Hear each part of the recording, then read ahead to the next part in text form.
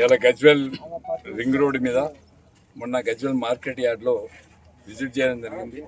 దాదాపుగా ఒక 500 లారీలు వడ్లు గత నెల రోజుల నుండి రోడ్ల మీద పోసి మహిళలు వచ్చి రోడ్ల మీదనే పడిగాడుపులు కాయాల్సిన పరిస్థితి వస్తుంది.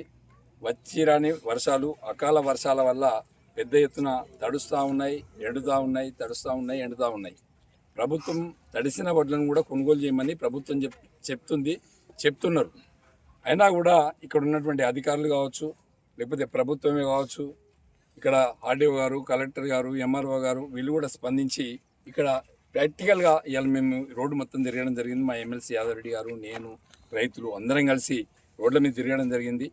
ఏ రైతును పలకరించినా కూడా నెల రోజుల నుంచి మేము పడిగాడుపులు చేస్తున్నాం, మాకు లారీలు రావట్లేదు, బాధం దొరకలేదు, ప్రభుత్వం కొనుగోలు చేస్తలేదని చెప్పి మాట్లాడుతూ ఉన్నారు.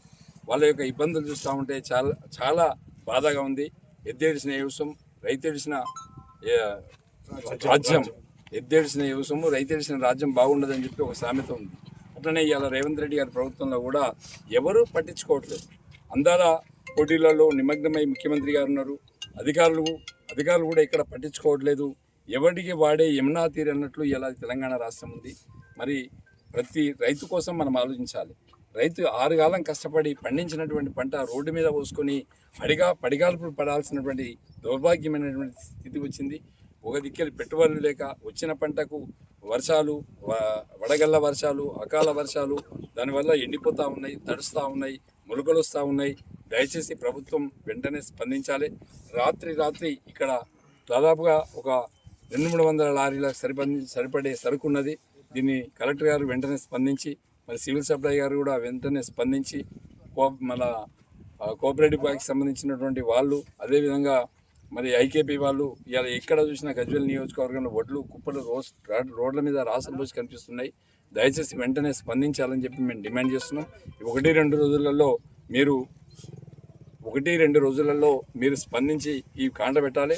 లేకుంటే ట్రాక్టర్ల మీద వడ్లు తీసుకొచ్చి రాజీవ్ రహదారి మీద వడ్లు కాల్ చేసి మరి రస్తా రోకని ఏర్పాటు చేస్తాం.